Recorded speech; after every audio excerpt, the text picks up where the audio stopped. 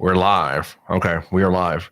Good evening, everybody. This is Shaun and Lindsey. And somebody else is here too. Them. There's them. That's it. Them right? is here. Yep.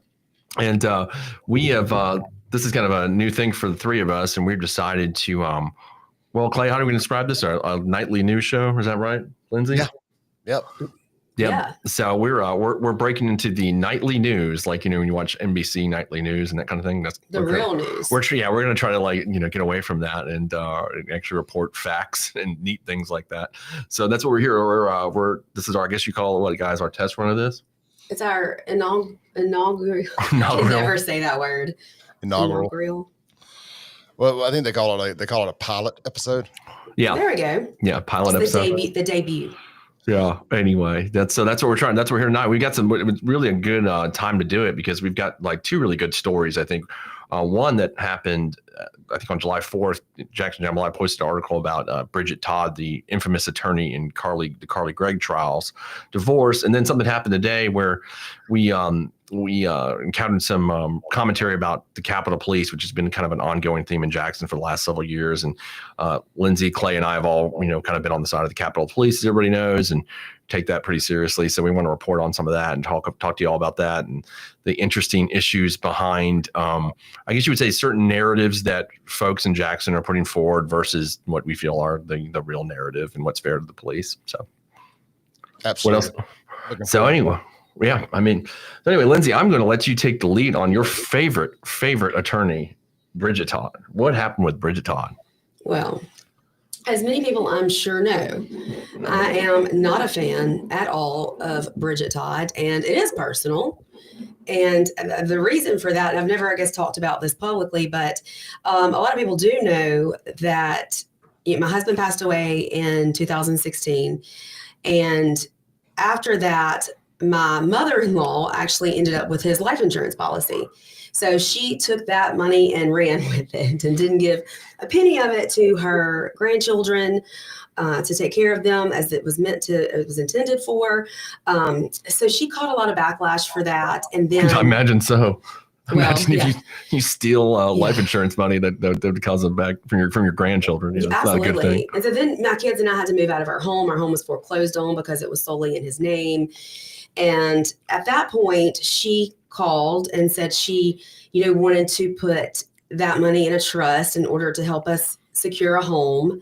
And she came to Madison, all along with the intention of, obviously she was misleading me. Her intention was to come in my home and take pictures, make it look, we're in the middle of moving, by the way, make it look as though an unfit mother. She found a bottle of pain pills that had been given to me when I gave birth, that they give every mom when they leave the hospital.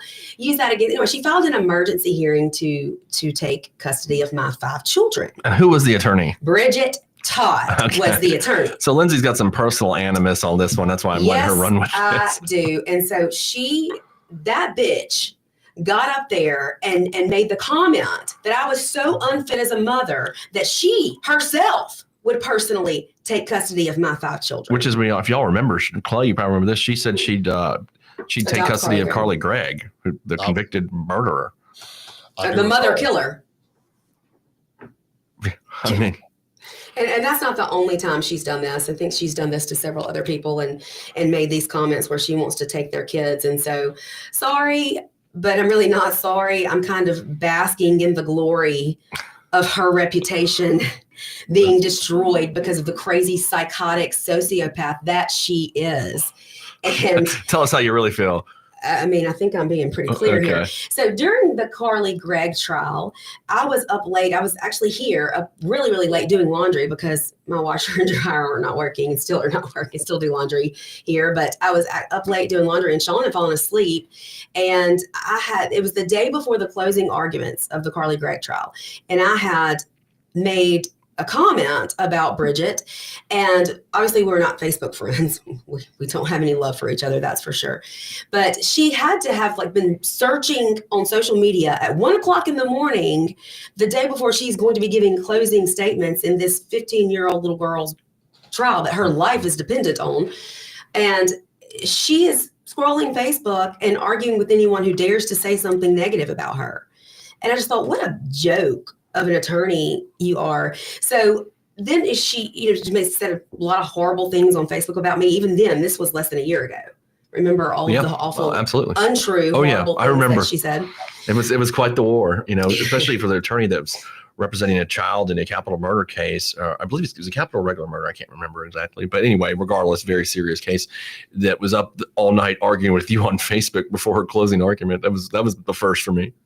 Yeah. Seeing that. So. And so sometimes I tell Shaun somebody's crazy, and I don't think he necessarily believes me completely.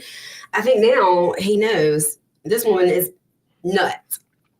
Yeah. And so if you guys go to, and I'm going to try to share the screen here, Jackson Jambalaya, and see the article that Kingfish dropped on July 4th. And it's, here, I'm going to put it right here. It's, I'm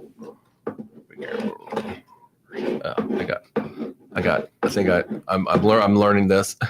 Okay, there it is. Wait, that's the wrong one. I'm sorry.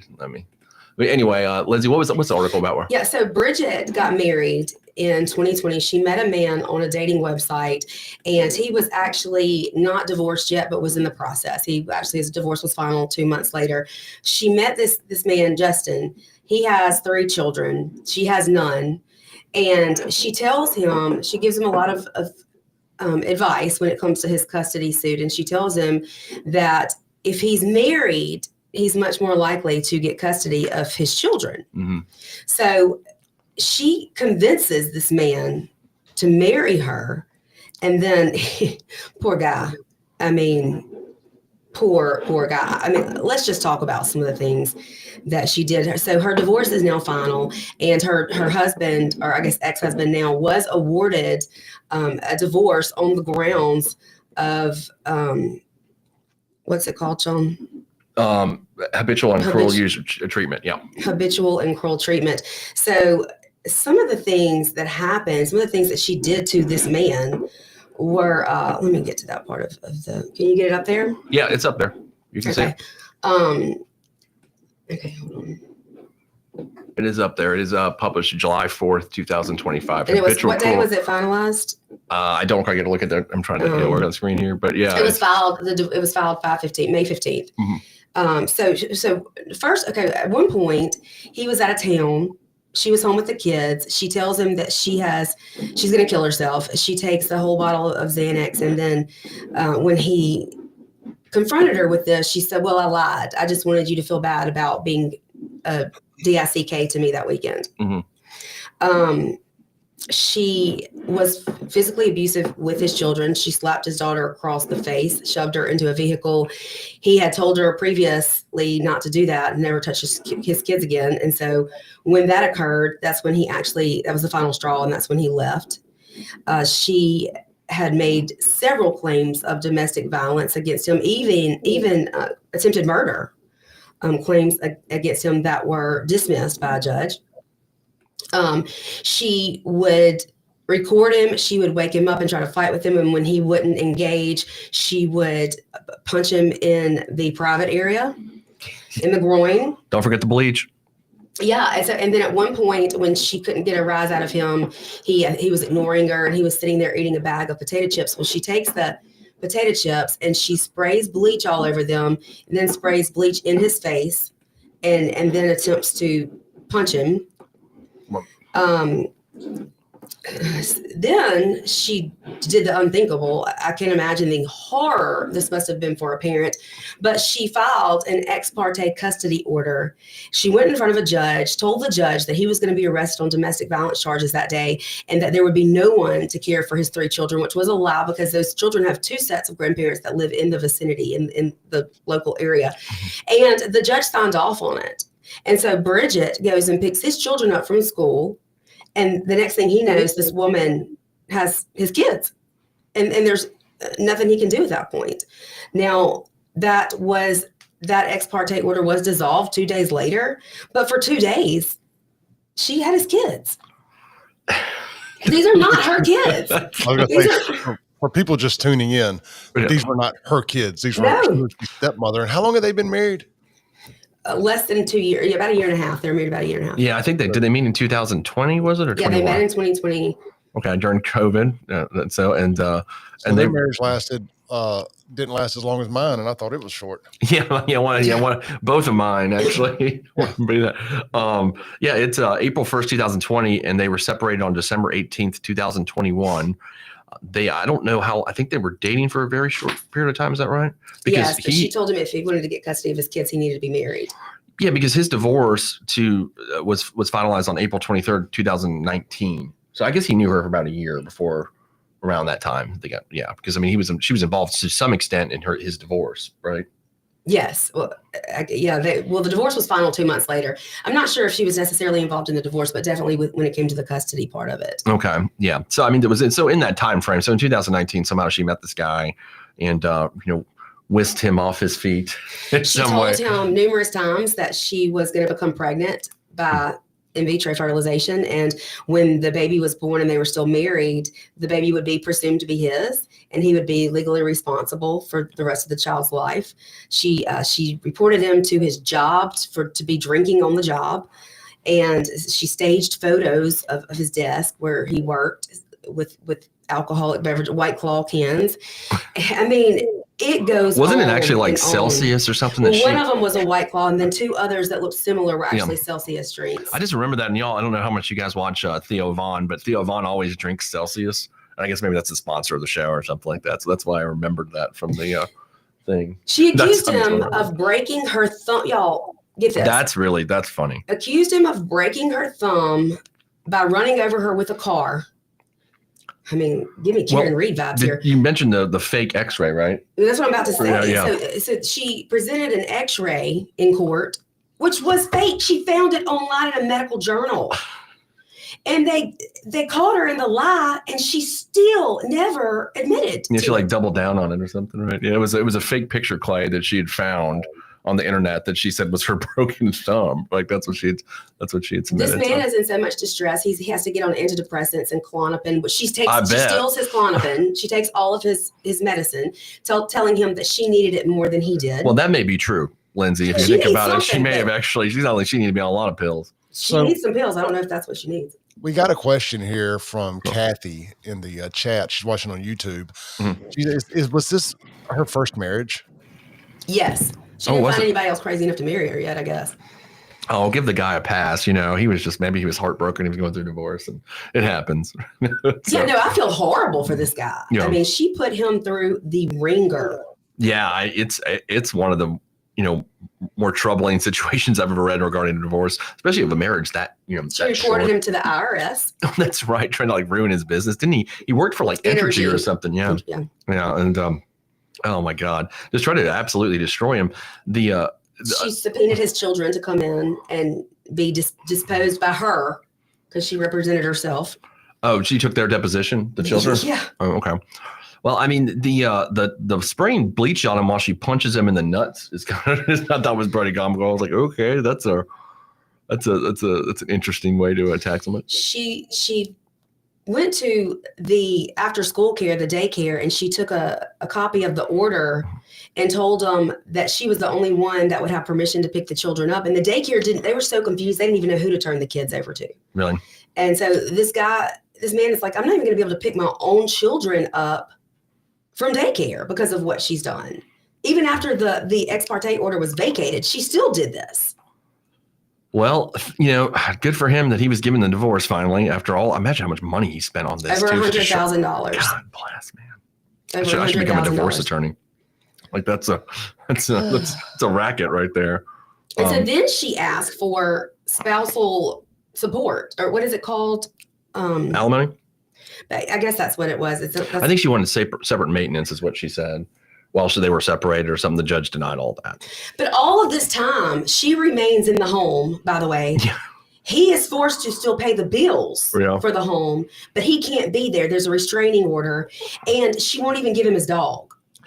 She keeps the dog and won't let him come get the dog. And this kind of, and Clay, you chime in on this one too. Lindsey and I talked about this on the radio. This kind of just is kind of what I've talked about before about our divorce laws in the state. Now we're not talking about somebody that's been married for 20 years and they've got kids together and property. I mean, this is we're talking about an 18-month marriage or something here. And you have to go through this kind of a fight to get out of it. Kind of a fight. There should absolutely be easy, no fault, get out. I want the hell out of here. Yeah. People are being held hostage in these marriages. And I know that the Baptists, it's a Southern Baptist thing, right? Yeah, sure. Baptists, and it's one of the few things that the Baptists and the lawyers agree on. The lawyers don't want it because it's a racket for them. Yeah. And the Baptists don't want it because Jesus says that, until death do us part. I think even Jesus would say, give this man an out. Well, and unfortunately it does end in death all too often because of domestic violence and unforeseen things of that nature, suicides, even from people like this, I don't want to sit here and say that there was times I thought about killing myself in my bad marriage, but I could definitely say that there was times where I understood why people kill themselves in bad marriages. Mm-hmm. Well, I mean, she would do things like put his family heirlooms out for the trash to pick up and then dare him to make sure he gets there to get it before the trash comes. His children's belongings, a chest that had been built for him by his grandfather that was inscribed by his great-grandfather and made from a tree that they cut down. I mean, my ex-wife sunk all of my podcasting equipment. She was in the bathtub while I was selling her aunt and uncle a vehicle. I remember that. I was like, oh gosh. What's called what you just said, Clay, about the preachers and the lawyers teaming up, which is kind of a weird alliance. That reminds me of the story. You probably heard this. Lindsey probably heard it. Like when they were bringing gambling to the coast back in the late 80s, early 90s, the Dixie Mafia and the preachers were on the same side because they didn't want it legal, And it was just an unlikely alliance. You kind of have that here with the marriage. Yeah, I mean, and he couldn't even block her to stop all of this because he needed the text messages as evidence because who's going to believe him over an attorney? And he said this time in his life was just emotional terror. I mean, imagine. And that's what I'm, really, I understand this is emotional torture. An extreme example of someone who's obviously, mentally deranged and whatnot, but that does really tell you why we need an easier out, where like in Alabama, you can file a divorce and just on you and say, I want out, and you can get out. You don't need the consent of the other party like you do in Mississippi. We have what's called an irreconcilable divorce, but both parties have to agree. In Alabama, many other states, or most states, I think it is actually, don't have that.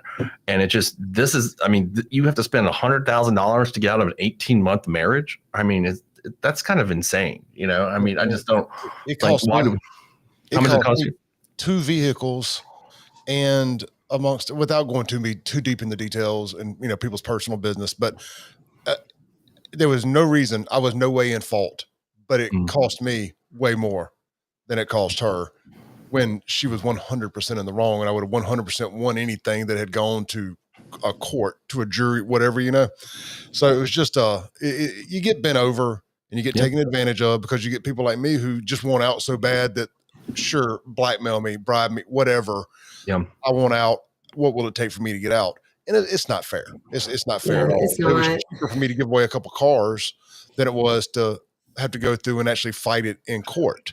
It was like, yeah, sure, whatever. Just go the hell away. Yeah. But in this case, she admits, and if you go and look at Kingfish's document that he uploaded to Jackson Jambalaya, she admits to all these things. And at the same time, she is an attorney representing people in custody disputes. And people charged with murder, children charged with murder. Which it's disgusting. And that she should be disbarred. Absolutely disbarred. Well, that goes to my second point, too, is I think, as bad, we all agree that what Carly Gregg did was abhorrent. It's horrible. But she didn't have good representation. She didn't have a fair trial because she had no representation. Yeah, this is just. She didn't even read the discovery. Remember that? Yeah, this is just unfair, really. And I wonder, based on all this, if the Supreme Court's going to take a look at that and maybe reverse that case. And I feel bad for, we've become friends with Michael and Catherine. We know Bubba, and they worked really hard on that case. This got nothing to do with them. It's that this woman was just not competent to represent not represent herself violation. Even, let alone anyone else. And accused Catherine of a Brady violation. Well, yeah, but wouldn't the other attorney, doesn't him being on there affect that somehow? And that's a good point, Kevin. And he's a very accomplished attorney. It didn't seem like he did too much. And I think that would be what you hang your hat on, that he could have fixed this. Watching that trial, it didn't seem like he was as involved as she was. Yeah. But yeah, Clay, I think that's a good point, though. I think that that's something they could hang their hand on, that she got a fair trial, because Kevin is very experienced, very accomplished attorney. So you can't really say that he's not qualified to do it. Was he the lead on this, or was she the lead? Or does it matter? She was the lead as far as I could tell. I think he was the lead on paper, but I think it was actually her. She actually showed up at the jail. From what I understand, the family did not seek her out. Once Carly was arrested, she showed up at the jail and said, "Hey, I'm her attorney." Yeah, and the thing about it too, where I think she probably pushed this more than Kevin, because I bet Kevin would have wanted to plead this thing out. She wanted the fame from it. But looking at what their defense was what's called McNaughton insanity. And it means Bridget's the ones that's insane. Yeah, it just means you didn't know the difference between right or wrong. And so they'd got an expert witness to testify to this, but the expert witness didn't sound like, to me, from what I heard, came to the conclusion that Carly Gregg was what's called McNaughton insane again. And Michael Smith, the assistant DA, just one of the best cross-examinations of an expert I'd actually ever seen, tore him, and so much so I actually emailed him before we even really knew each other. I said, "Man, that was a really good job." And Catherine too. Catherine killed it. Tore him to pieces. And so they didn't really have a defense to this. I mean, it was clear as day. I mean, she's on video.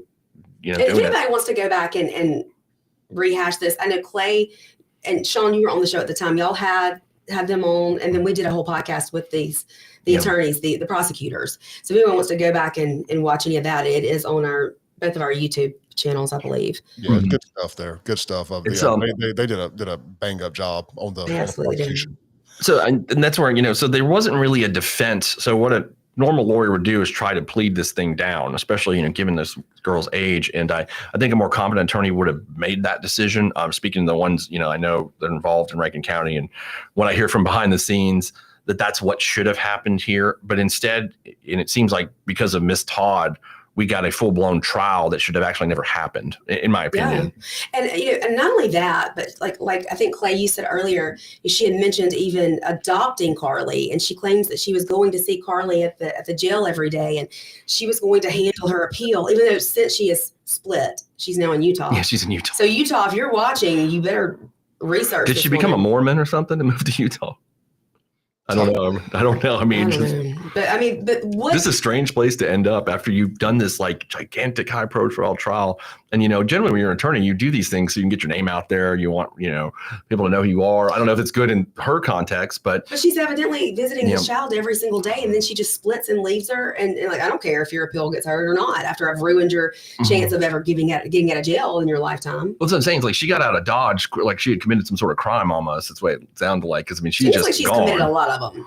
Yeah, so she's gone. It was very suspect. I thought that she would have bolted quite. I assumed that the pressure was getting to her. That trial went so poorly. It was obvious that she was very incompetent during it. And then that coupled with all these, there's other cases. I think Kingfish, if you guys go to Jackson Jambalaya, has reported that she's being sued on for malpractice. Well, she took people's money too. Several cases that they hired her, they paid her a retainer fee, and then she moved and she didn't do any work on their case. And by the way, my case that I talked about at the very beginning of this, why it's so personal for me, she was basically laughed out of that courtroom. Yeah. I want to make that clear. So quick reset here, because we've had a lot of people come in since we jumped in very hot on this, and quick reset. Sorry, let people know. No, it's all good. Just let people know why we're talking about her and who we're talking about. Bridget Todd, Carly Gregg's attorney, failed attorney, and she has done some. Her divorce papers have come out, and apparently she has done some really freaky, violent stuff.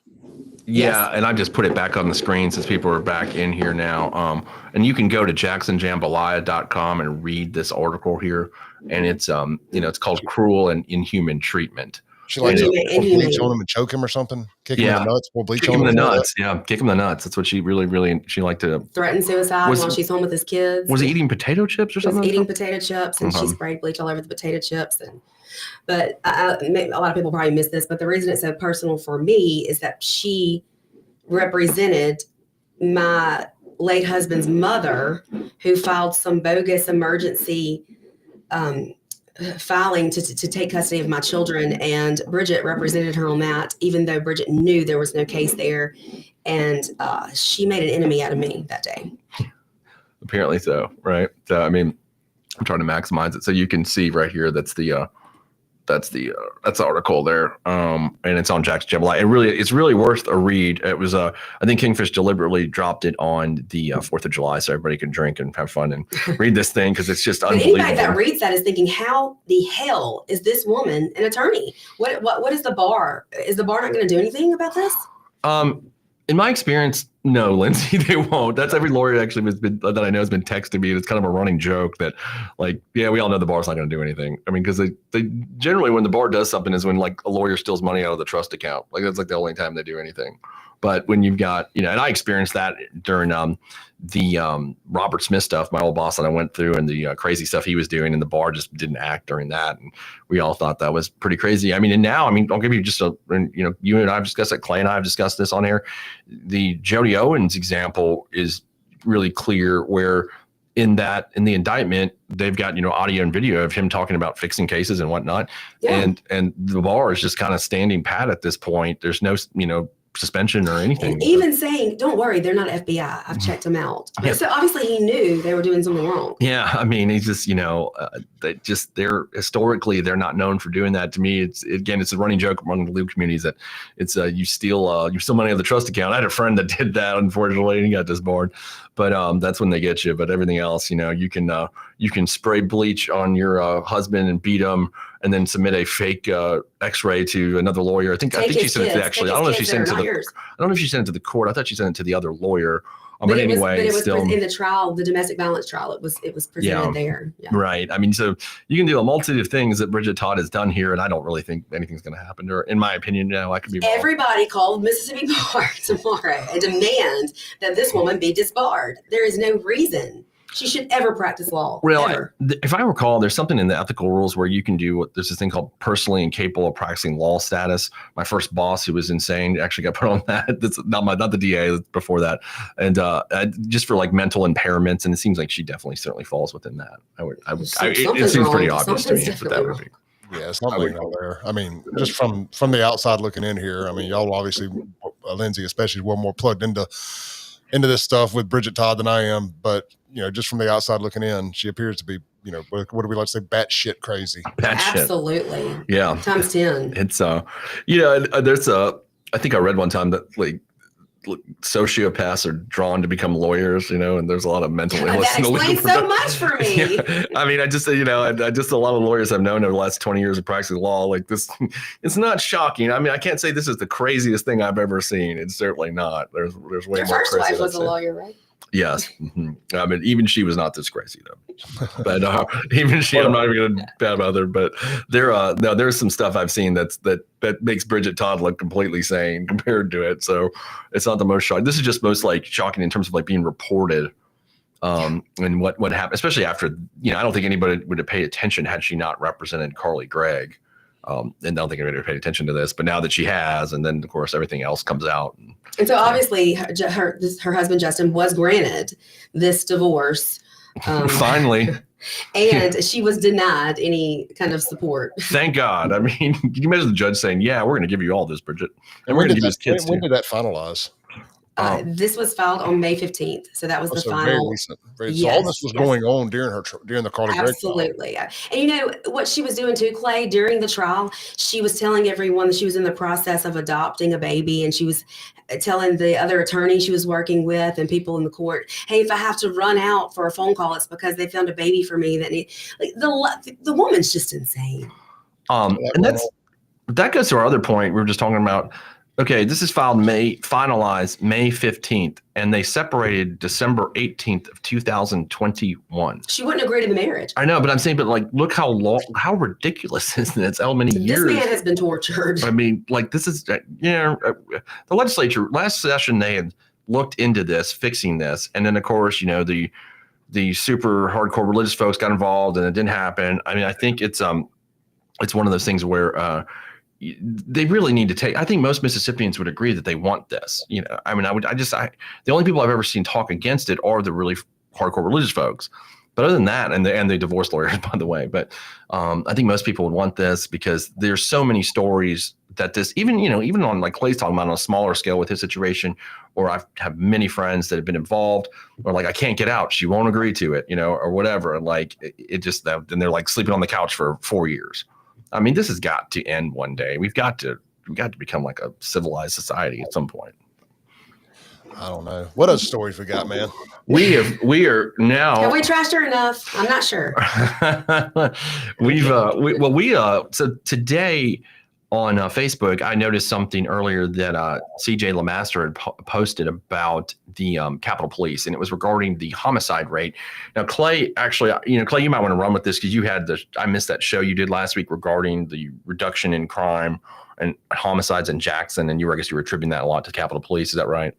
Absolutely. And I mean, I think anybody with a head on their shoulders understands that Capitol Police is 100% responsible for the drop in crime in Jackson. It doesn't take a rocket scientist, astronaut, or engineer to figure this out, or a journalist, a real journalist.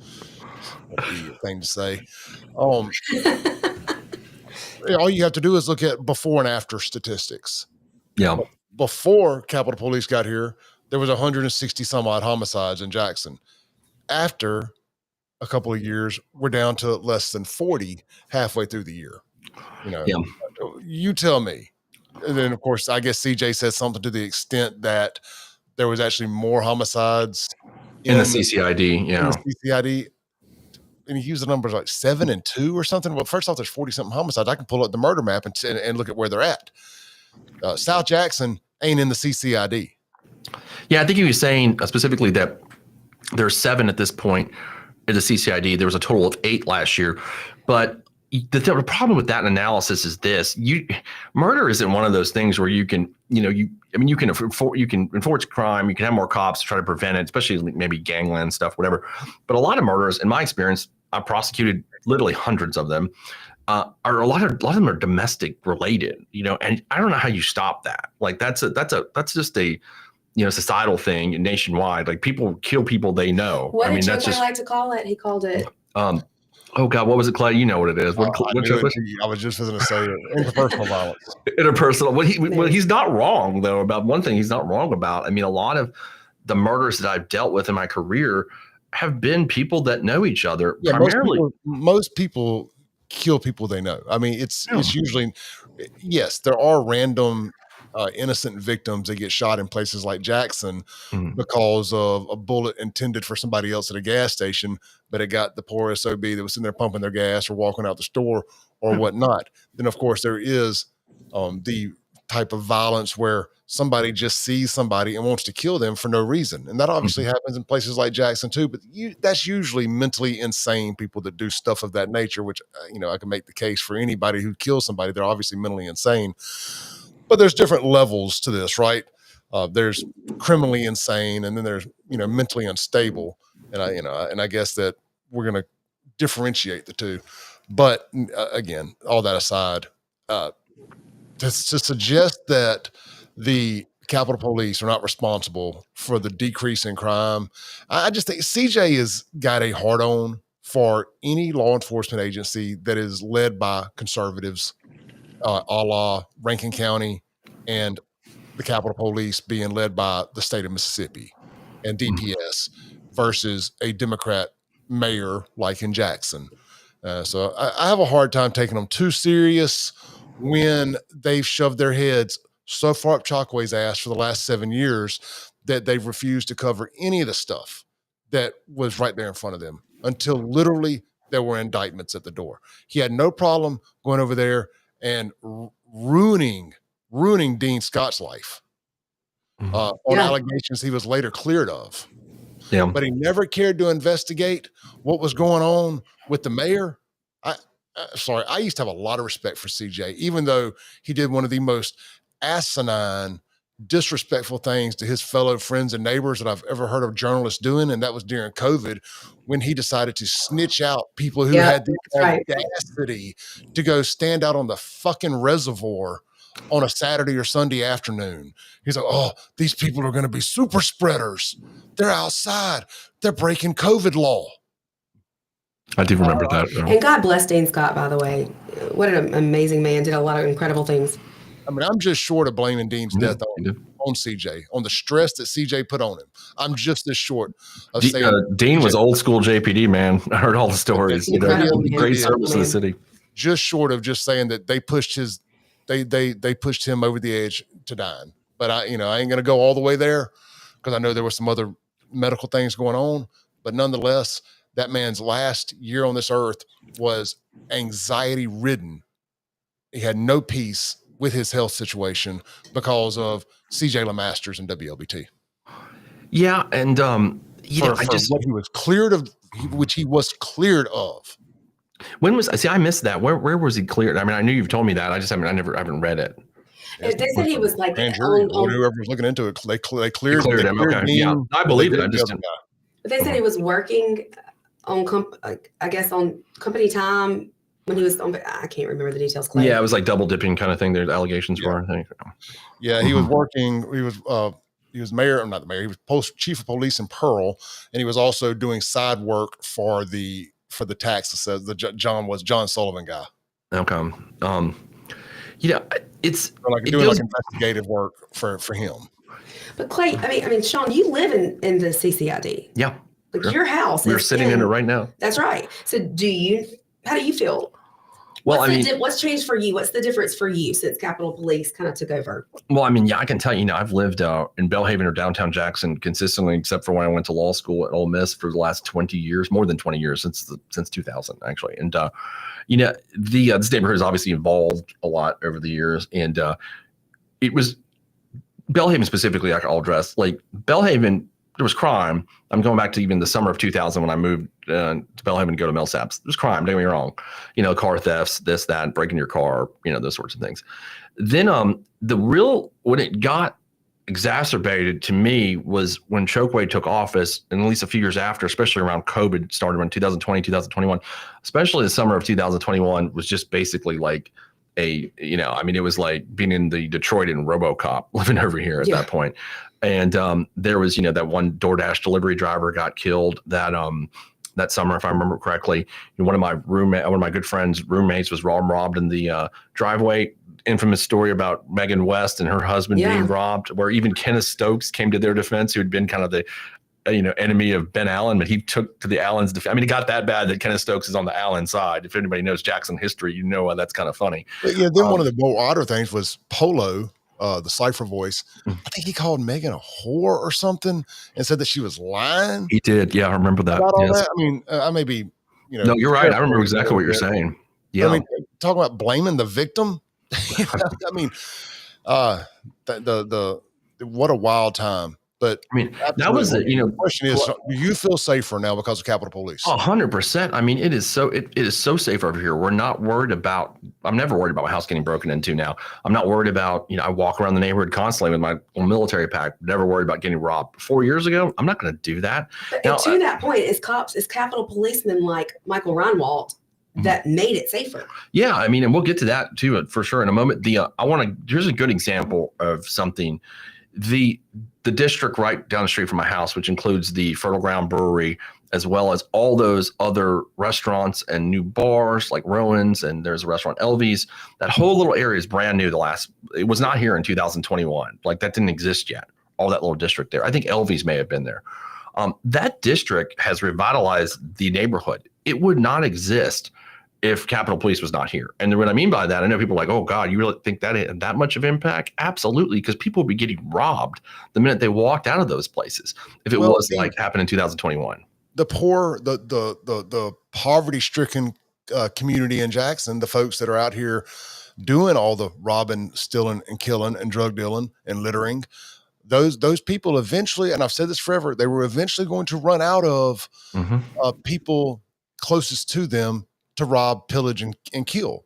Inevitably, crime goes where money is at. Money prefers to go where it feels safe. But every now and then, there's a lag in people dragging their feet or moving away from a dangerous situation that have the ability to do so. And that's what you were seeing happening with Belhaven, Fondren, is you got some people over there. It's weird to call people with middle-class people with money, but compared to other areas of Jackson, it is people with money, or at least some means. Corey Price was the door. A few things, So inevitably, the people over there were going to cross the tracks and come into Belhaven once they realized the guard was down and start doing what they were doing. And frankly, I was surprised it took as long as it did. Me too. I agree with that 100%. I was Nick very Bain, shocked. big thanks to Nick Bain. Yes, during Nick Bain, actually, Nick Bain pushing the CCID. Clay, I think, and Lindsey, I think Clay just has a really good point. I always thought too, I was like, when's this coming? Especially I started working in the DA's office in 2008, and I was assuming that the wave would hit Belhaven and Fondren at that time, and it did not. There was crime over here. Don't get me wrong. Well, I saw how fast it hit South Jackson. I mean, I had a front row seat to all that. South Jackson, it's hard for people to imagine, but just 20 years ago, it was, I think a nice comparison is Pearl. Like South Jackson 20 years ago was about where Pearl was 7 or 8 years ago, 10 years ago. I don't know, maybe not a great analogy, but it was middle class, safe area. And bro, when it hit, it went poof. Went quick. Oh, it hit big time. My sister was murdered in South Jackson in 2009. I mean, brutally murdered. Yeah. I mean, all it takes is, 1 or 2 incidents, and the people that don't have to sit around and tolerate it say, I'm out of here. Call it white flight, call it urban flight, call it whatever you want. People who don't have to sit around for that crap aren't going to do it for long. And that's when the state stepped in. Thankfully, some people over there with some nuts that didn't mind being called racist and whatever else said, hey, we got to situate this. We got to fix it now, because if Belhaven falls, Fondren falls, it's over. It's over at that point. I mean, it's over. And, you got the hospitals over there. If the hospitals weren't there, we wouldn't be having this conversation today. It would be over. But they had to do it because of the hospitals. Yeah, I mean, I think that's why they, I agree. I think that's why they did it. There was no choice, because if they allowed it to continue on that trajectory, I mean, this neighborhood I was in this really big, group me thread at the time, and just all the guys in the neighborhood, and people were like, when's the time to just pack up and go? It was to that point where, like, okay, man, nobody can really stay here because it's getting too violent, and it's never been that violent over here before. I think, and I blame this, and I'm going to go back again. I blame this on Chokwe Lumumba. Again, I know we blame a lot of things on him. I think he created that culture that, law enforcement was lax and allowed that to fester. And then it impacted these neighborhoods. If they had not put Capitol Police in here, that would have just gotten worse. I mean, I don't know where we'd be 4 years later, how bad it would be over here if he was allowed to. He was the law enforcement czar of the city, and Capitol Police did not exist. So this narrative that these guys are not making an impact on crime is completely false. And and I don't even understand. And Clay, you and I were on the phone talking about it earlier. I don't understand why folks are even doing this. I mean, they're obviously helping. So why are you trying to knock them down? I don't get it. People that, and I brought this up on my show last week. What triggered this was with Horn coming in, and I looked at the murder numbers, and I was like, what you're seeing is HB 1020 working. Mm-hmm. And you're seeing the CCID and HB 1020 being an extension of the CCID and the inferior courts and all of that stuff. You're seeing this working. Yep. And the people who got up there and were fake against it, because we all know that there were certain preachers who were also in the legislature that secretly were begging for their churches and businesses to be inside the CCID, but while fighting against it. Yeah. While fighting against it publicly. Now they're pretending to be against it. And your Jeff Goods of the world, which I once had a lot of respect for Jeff Good. I'm sure he's a nice guy, a respectable individual, but I lost all respect for him when he got up there talking about HB 1020 wasn't the right thing to do, and it was a violation of people's constitutional rights, or whatever it was he said. And I just like, man, for a guy that stands to benefit from this, and I don't mean this in a self-serving way, benefit from it, but a guy whose businesses will benefit from a safer Jackson, for you to get up there and act like this ain't the right thing to do because you're trying to virtue signal, because you're scared to death of being called a racist instead of a realist. It was just disgusting. And I mean, I'm just picking him, the new mayor, John Horn. He voted against this thing. But now I've heard, and I got a really good source on this, that he has completely changed his attitude on that. Well, of course he has, because he wants to be mayor of Jackson, Shaun. Come on. No, I mean, well, whatever the motivation, I'm glad that, if we have a mayor's office, a city government that's supporting the Capitol Police, unlike what we just did have, I think this project's going to work even better. And I think that's just good for everybody. Insanity to have ever been against it. Absolutely. Yeah, it was absolutely crazy that anybody could have been. You had to see this work to know that it was going to be a good idea. Right. Who would have thought, like, if people properly police, it's going to stop crime? I mean, that's shocking, right? But I think, I just, there has been, there's this motivation to say that this was a bad idea. And maybe it's just like, human beings and human nature saying we thought it was going to be a bad idea first. And so we're never going to admit that it actually worked. Now, is that what CJ LeMasters is saying, or what is his stance? He had put out this post talking about how the amount of homicides this year are almost going to pass the total for last year in the CCID, and kind of make it basically the assumption that, the Capitol Police has not reduced crime. Well, now, he specifically said it also expanded. I'm sorry, I didn't mean to cut you off there, but take that into account too. The CCID doubled in size. Yeah, didn't that go into effect till July 1st, or was that happen last year? It happened last year too, didn't I? Can't remember exactly. Last year. Yeah. Okay. Yeah, it's been a full year. But I mean, homicide rates are, like I said earlier, one thing. What's happening? How many cars are getting stolen? How many people are getting armed robbed? How many people's houses are getting broken into? That's the real meat of crime. Shot and not killed. Yeah, shot and not aggravated assaults. Yep.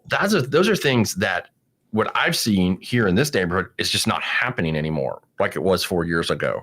I'm not talking about the murders. Again, like I said, murders in my experience there's a drug deal gone bad. Okay. There's like some gangland retaliation that you'll see. Okay. Sometimes somebody will run into a liquor store or gas station and shoot somebody by accident while they're robbing it. That's a common murder. Or number one, it's somebody's mad because over a woman. Like that's usually what it is. Yeah, Shaun, but we've also seen in a lot of times in Jackson, and Clay, you can attest to this. I know you've talked about this a good bit. Are people just driving down the road in their cars who are being shot, and there's no rhyme or reason? That's usually like a gangland retaliation, though. What I'm talking about. Usually, I don't think this is retaliation. I think it's maybe like an initiation. I know what you're saying. Yeah. But people having to go out and commit outrageous crimes to be allowed in the gang. Sure. Okay, I guess we can put it all under the tent of gang-related violence for that portion, which I guess you could say that the police could deter. That would be easier for them to deter than like if a couple, like the husband decides to shoot the wife or the boyfriend, girlfriend, or whatever it is. Those are the ones I don't know how police can prevent that. That doesn't seem like that's out of their purview. In my opinion, I don't see how you do. So I don't think that necessarily, I mean, obviously reduce homicides better, but I don't think that's the entire picture of what they've done in the CCID. I think what they've done is make people feel safe in their homes, and that's really the indicator of whether it's working or not.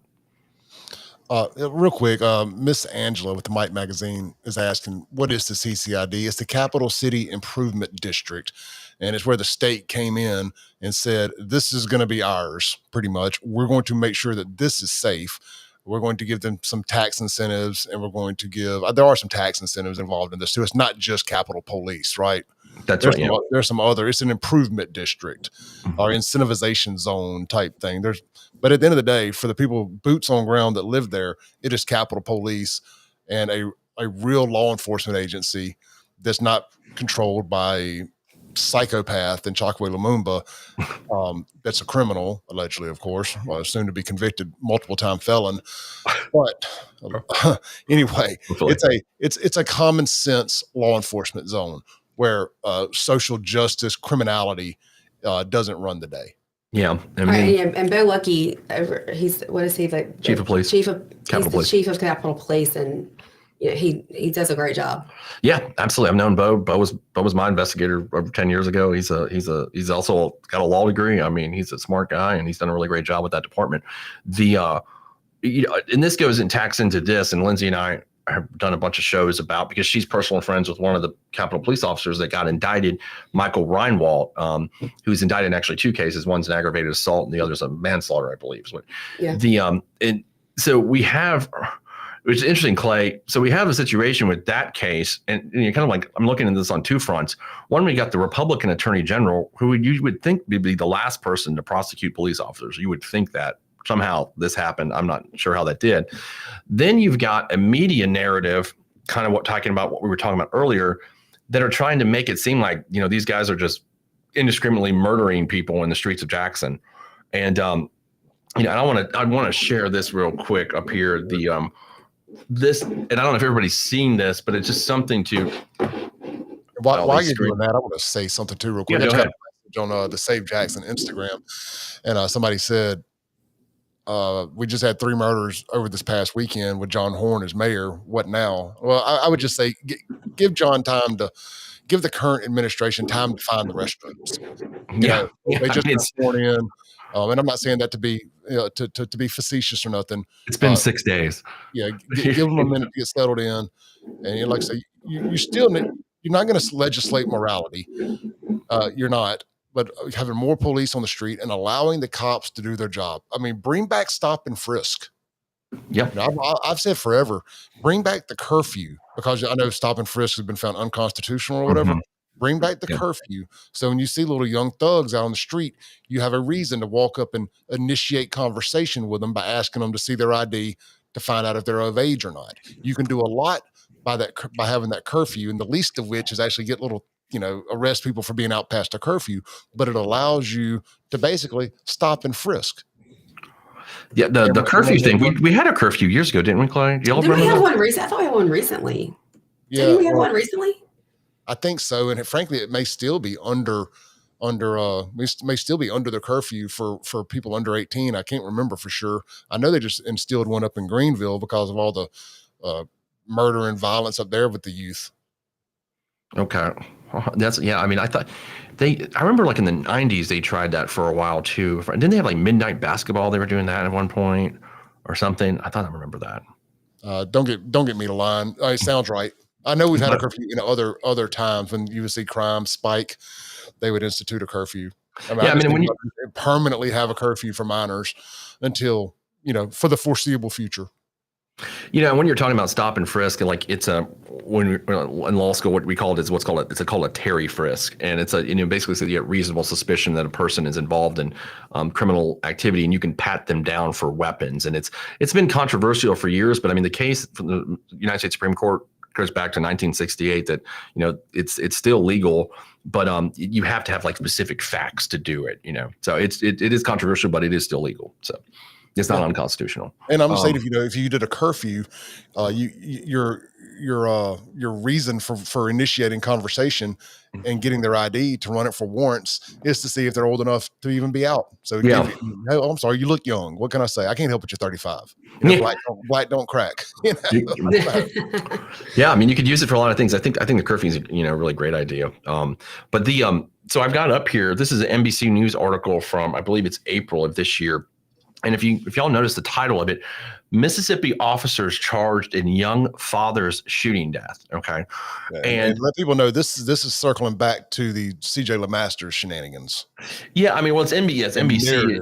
He, I don't know who, I'm trying to see who from NBC. The reporter from NBC that wrote this actually did like a video thing on this too later. And it's John Shoup. Yeah. And who are the other ones? Michael Reinwald. What are the other?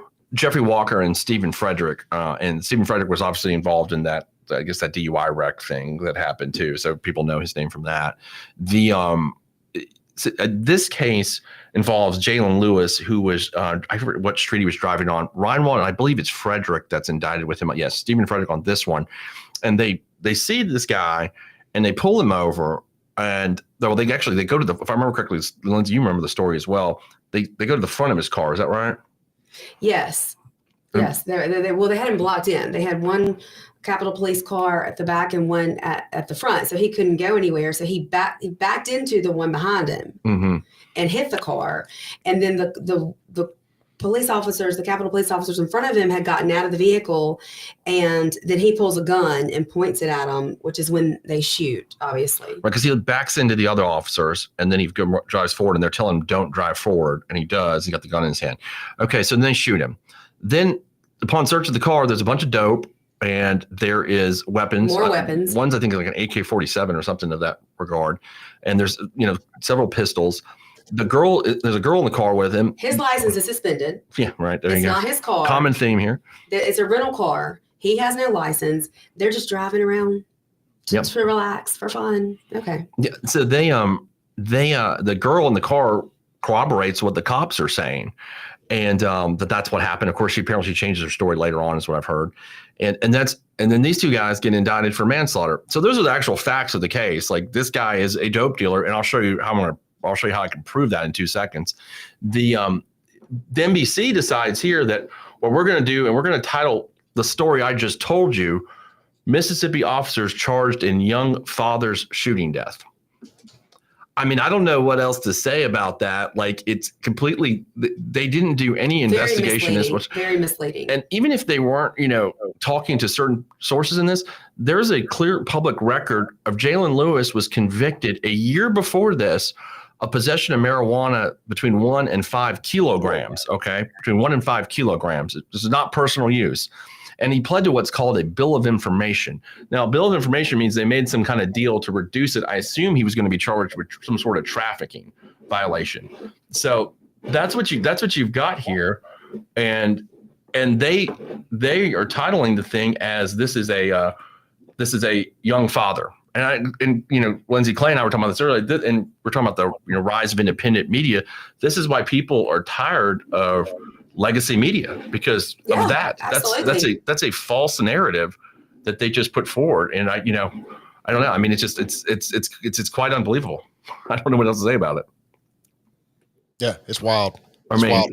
And that's, and look, I've seen, I've seen a photo from the scene that the guy was not some innocent victim here. I mean, he had drugs and everything else on him. It's not legal to have drugs and a firearm. Sorry. No, you can't do. I mean, you can't do that. And I'm going to play this. There's a video here of this is the way the media spin this. And right here, this is from WAPT right after the shooting of Jalen Lewis. And you're listening to that. Family members of Jalen Lewis talked about who he was as a person and the legacy that he leaves behind, including his 2 children. The 25-year-old Jackson resident and father died Sunday, September 25th, after a Capitol Police officer-involved shooting, according to the Mississippi Bureau of Investigation.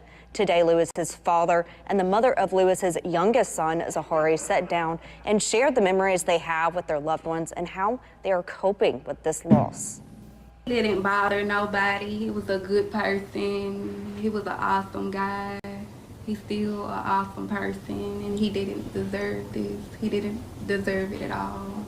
Well, it's definitely hit me. It's some mornings that I'm not able to get out of bed just because I'm thinking about my son. I have other sons. When they say Pop, I'm automatically looking for Jalen. He had the smile like none other. He had the aggression like I had. He would have been successful in anything he touched. We're taking a major loss. We feel a major loss already. There's nothing they can do to replace my son. If your son hadn't been and has known the mother of Zahara since she was 14 years old. His father says they've always competed in things like push-up contests, showing their playful relationship.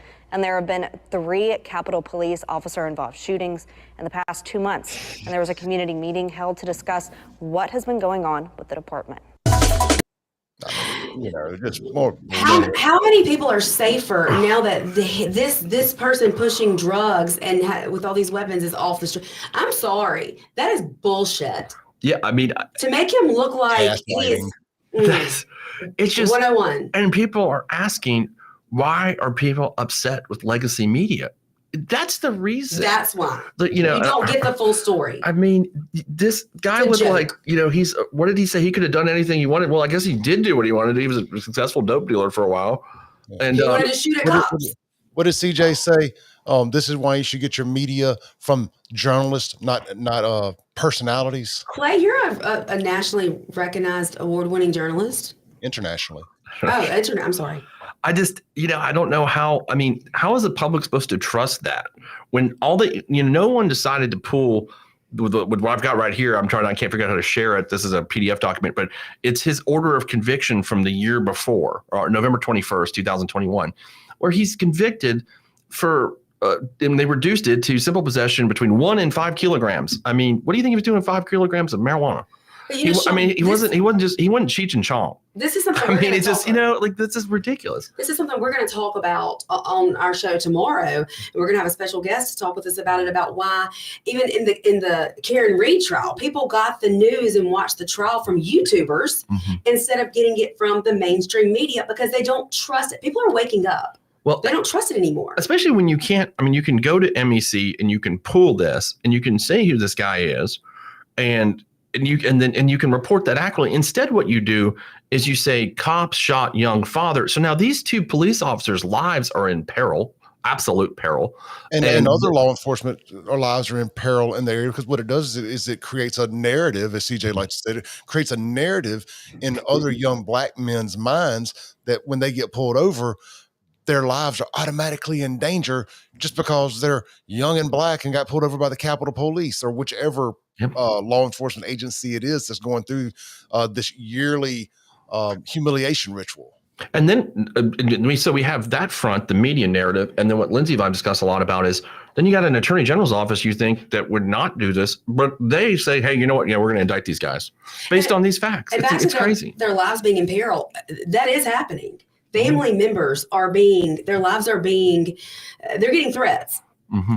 Yeah. And it's just so wrong when these guys were doing what they were trained to do to protect not only their own lives, but the safety of the city, of the CCID. And now they have to spend their own money and to defend themselves, and they're going to go to trial for manslaughter. I mean, that's just, it's outrageous. It's why, Clay, I was thinking, why doesn't anybody want to be a police officer anymore? I wouldn't want to be like, I'm not doing this. I'm going to do something else. I'm going to sell insurance.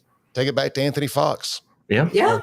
Why would you risk doing this?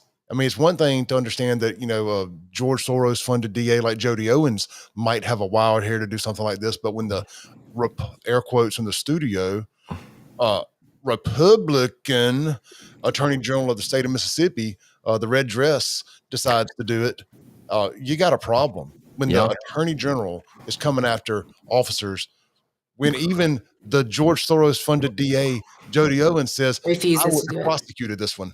Yeah, and I can say this, and I'm not gonna say who told me, but that office did slip it to me to like put it out there to say, hey, we are not involved in this. They're like, we did not do this. And because they didn't want anyone to think that I don't blame them, because they're like, I don't want anybody to think we indicted these guys. Like, this is the Attorney General. And then let's not forget, so then Judge Wooten, the Attorney General, was representing Reinwald and Reinwald and Walker. There's another aggravated assault case civilly because they'd gotten sued. And then they decided to indict them and prosecute them. So while they're representing them civilly, then they're going to prosecute them criminally. Now, Judge Wooten removed the AG from that case, which is not the Jalen Lewis case, is another case. And, basically just tore them a new asshole in this order. And then they said, okay, look, Lynn Finch, you've got to get another prosecutor. So what she does, 10 days. She goes and gets Lynn Carter, who's the district attorney in the Forest County, which is Hattiesburg. And one of her top deputies, his husband works in that office. I mean, the top guy in the office. Yeah, that's what I've heard. So, I mean, so her top deputy goes to her husband's office, and now they're prosecuting these guys. I mean, you guys take for that what you will. I mean, it looks pretty shady to me. Make it make sense. Yeah. I mean, so I don't know. That's, that part is really disturbing to me, that the Attorney General, looking at these facts, would have done this. I don't know why. I can't fathom, because it really, Clay, doesn't seem like a Republican thing to do, right? Republicans always like back the blue and all that stuff, but that she's pushing this. Considering that even the Democrat, who has a track record of going after cops, says he wouldn't have gone out. He wouldn't have done this one. And I believe them, because if anybody that's, has ever prosecuted a case in their life looks at these facts, there's no way you'd prosecute these guys. There's no way you'd do it. I mean, because first of all, they're not guilty. They didn't do anything. They just defended themselves against a drug dealer with a ton of weapons in the car. And was trying to run them over. Run over them. What are they supposed to do?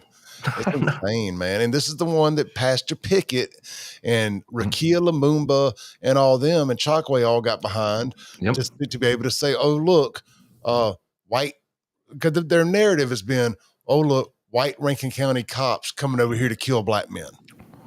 That's been how they've tried to paint the Capitol Police, and it's just not fair. I mean, I hate to say it's not fair, but it's truly not fair that these guys are being hung out to dry because maybe they have some stuff in their backgrounds that make it easy to dislike them, or make it easy to say that, I mean, depending upon your perspective, and make it easy to say, well, they did this, so surely they would do this. I mean, danger doesn't make him a murderer. I mean, look at Bridget Todd and all the stuff she's got going. Yeah. I mean, people saying stuff like, oh, well, Ron Waltz had confrontations with other people. So, I mean, two things it doesn't matter. I don't care what else you did. What did you do today? What did you do during this situation? You know, I mean, it's just it made it easy for them. And where are the triggers in the law that's supposed to protect the people enforcing the law? That's right. Mm-hmm. And at least they can. I would think. Obviously, we just talked about what the attorney general did, and we don't agree with it. But I don't understand why the media wants to. It's like they want the cops to be indiscriminate murderers. They want to build a bigger divide. It's clickbait. They want a bigger divide, and they want to draw people in that way. I mean, but we're a society at one time where we honored our police, our military, we're happy that these guys are protecting us, doing the hard jobs. And now it's like, no, we got to make sure they're killers. I mean, it's absurd. Instead of thanking them for protecting our homes over here and people's lives, we're not only indicting them, but we're indicting them in the press without any due diligence, where the due diligence to me is pull Jalen Lewis's indictment or waiver of indictment and bill of information and his order of conviction. You could do that, but they don't, and I don't know why. I think all this comes back to Donald Trump and the media's hatred for Trump and his supporters and the fake news stuff. And this is kind of their way of getting back at anybody that supports Trump and backs the blue. And they associate people that back the blue with Trump supporters, or in their mind, they've decided that we're all also racist. So this is their way of shoving it back at us. Y'all want to support the blue? Well, here's what we're going to do to the blue when they go against somebody, or they go against one of our thugs, one of our supporters, whatever, and one of their little oppressed darlings.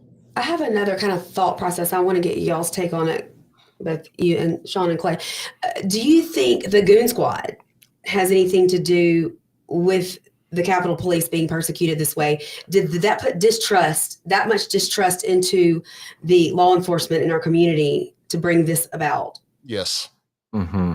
Yeah, that's a good point. I know what you're suggesting. Yeah, I agree that I'll even go a step further, that I think it's a way to let other jurisdictions prosecute police officers. They're like, oh, well, we want our own Goon Squad. That shows that we're against corruption and racism and everything like that. I've been saying it forever that Anthony Fox, even though his situation with George, what's his name, that died happened Robinson, before. right? Yeah, Robinson. That happened before the incident happened, prior to George Floyd. But the George Floyd shit show, it sparked a national, whatever you want to call it, a national movement.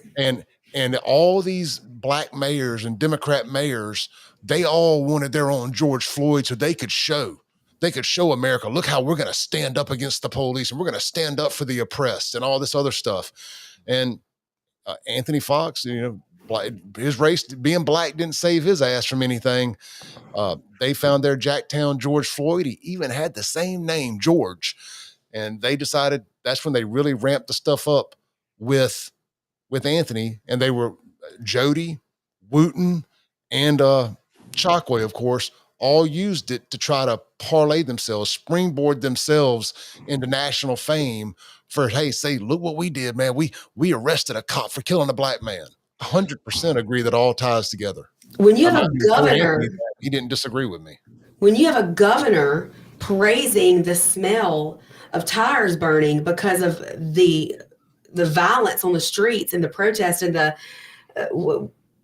things that were happening over George Floyd's death, the governor is praising it, and people are applauding that. I guess that was Tim Wall's wife, right? Yeah, his wife. Yeah. Well, I guess I could think of them as the same. Sure, I'm with. I'm just getting on the same page. I'm sure he co-signed on it. We could go on and on and on about that weirdo, but yeah, we sure could. Hold the show. We got more of these. Hey, let's circle back real quick. Our big announcement, guys. Tonight's was kind of our first episode, our dry run, so to say. Starting tomorrow night will be the official, I reckon, kickoff. We're going to be doing a 5-night a week, Lord willing and the creek don't rise, live stream here, 8 p.m. across all of our different channels, wherever you're watching it. It'll be, wherever you're watching it tonight, it'll be on tomorrow night. It'll be Shaun, Lindsey, and myself. And we ain't got a name for it yet. We're just going to go live and discuss all the biggest stories of the day. We'll try to keep it as local as possible, but we will give us your suggestions on a name. Yeah. I mean, keep it simple, Yeah. less is more. Less is more. The news with Shaun, Lindsey, and them. Yeah. Yeah. That's But I mean, so we're excited about it. With something we've talked about doing. We were going to do this at noon, and then we talked about other things. And finally, it was like, you know what? Does the CJ LeMasters deal today really put the booster cables to my butt and said, you know what? It's time to start covering the news. Us influencers, us personalities are going to start covering the news and telling the stories that the media won't or hasn't or without the narrative. I'm gonna tell y'all straight up, I'm biased and I don't hide my biases. So you'll know where I'm coming from with every story I cover, every opinion I give on the news. Because I know everybody pretends that they just want the news. I don't need your opinion with it. Yes, you do. Everybody just wants the opinion they agree with. And you're going to get a diversity of opinion with the three of us. Yeah, and I'll say something to that effect too. Natalie Stevens' mind is blowing up right now. No, I'll say something to that effect too. Obviously, I'm the Democrat of the group, and I'm wholeheartedly protecting the Capitol Police officers here. But I went super hard on the goon squad, and my point through that is that I'm going to be as objective as I can on anything. I don't like this whole, I've got to look at things through the lens of a Democrat. When I see the Capitol Police in the situation that they're in, it's bullshit. And I'm going to say that. I have no problem. I think it's ridiculous that, that there's a narrative being crafted because that, fits whatever person's agenda. You know what I mean? Like, these guys are innocent men. And whether you are liberal or conservative, everybody should just look at the facts and say, these guys are innocent guys. Why can't we say that? The goon squad, they did some fucked up shit. Okay. Now, anybody that's defending that, you're wrong. It was fucked up. But black and white people. I don't know if there was really a civil. What were they trying to say, that there was a? Well, you're still everybody's rights are violated on all parties involved beyond just the white folks. But everybody gets you can get your race. But I mean, I'm just saying, I'm not. I don't see when people look at that and say, "Oh man, that was okay." But it was not. It was very bad. So I just I think it's good to call balls and strikes as much as you can. That's the way I look at it. So. Yeah, well, I'm excited about this. I hope everybody else is too. And obviously we'll have to polish this thing up some, and we'll figure out some segments and things that really work. And we're going to try to keep it under an hour, keep it easy for everybody. And maybe we'll go over, but we'll cover our stories, and then we'll go back and read the chats and stuff like that, so people can dip in and out as they choose once they've heard the news. Yeah. In our spin on it. Guys, I got about 10 more minutes. We got anything else story wise? I think we went through most of it. That's what I have. Well, I just want to say that I went out with Shaun yesterday afternoon to get a drink for the first time, and I can't remember when, with no makeup on, and that's because of Women's Wellness of Mississippi. You're gonna plug Women's Wellness. Absolutely, I am. I mean, you've got to take care of your skin, and I mean, it just does a lot for your self-confidence and just the way you feel about yourself. I'm telling you, I didn't realize just how affordable things can be. So women, go check that out. Yeah, we'll be talking, but between Lindsey being sponsored by the women's clinic and Shaun and I being sponsored by the men's, or being customers of the men's, however you want to say that, you'll be hearing a lot about men's health and women's wellness Mississippi on this show, because Shaun and I both partake in the testosterone and the semaglutide.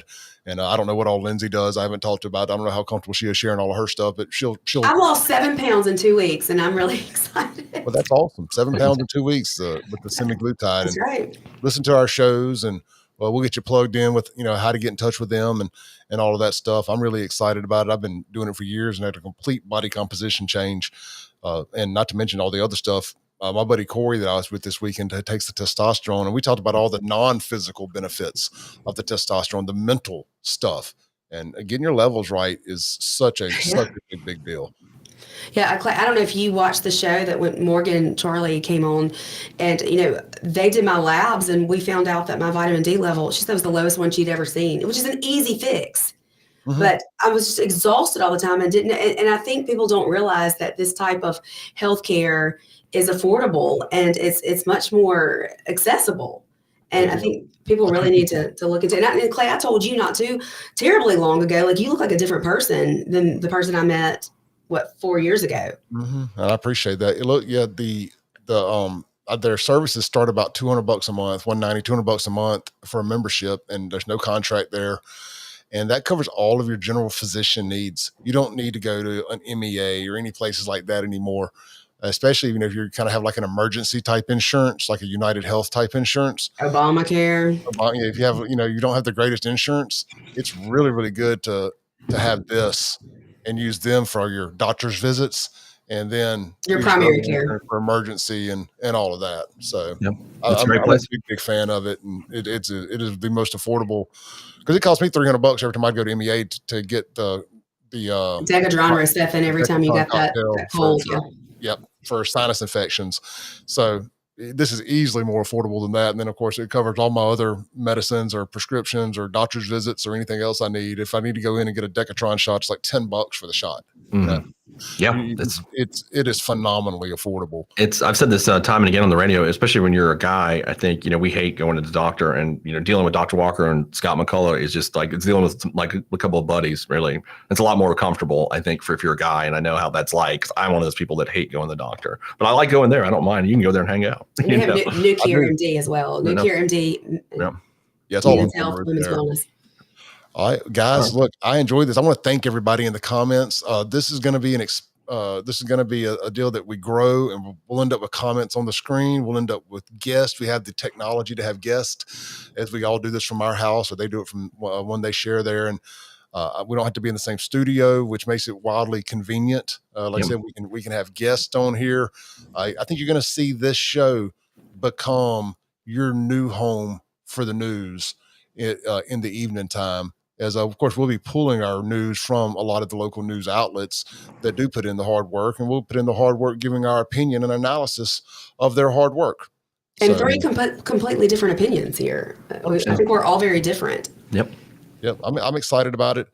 And it's something I've been wanting to do, is get back into doing nightly live streams. But when it's just you, it's hard, frankly, to just sit there and pick a couple stories to talk about for a couple hours. Yeah. When you have other people to do it with, it makes it a lot easier. Especially when you're like the three of us who all have a 5-day-a-week radio show too, right? So this will kind of double as my show prep for tomorrow morning. Yeah. I was like, okay, well, that topic went over really well.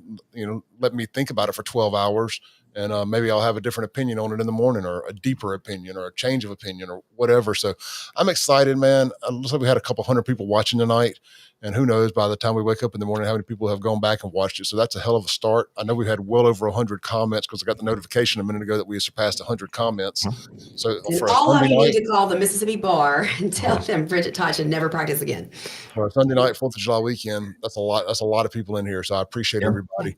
And Shaun, Lindsey, y'all set up looks great. Congratulations on all the hard work. Starting to pay out over there.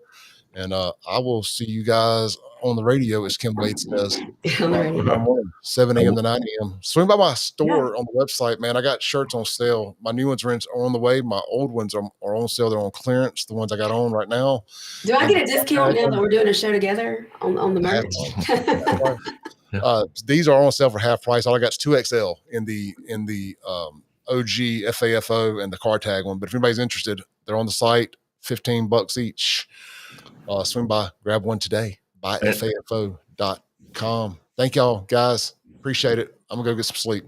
All right, I'll see. And if anybody got DUI this weekend, you can visit me at onetextlaw.com. So check that out. If you are just bonding out of jail today, I will be glad to help you out. So I'll see y'all later.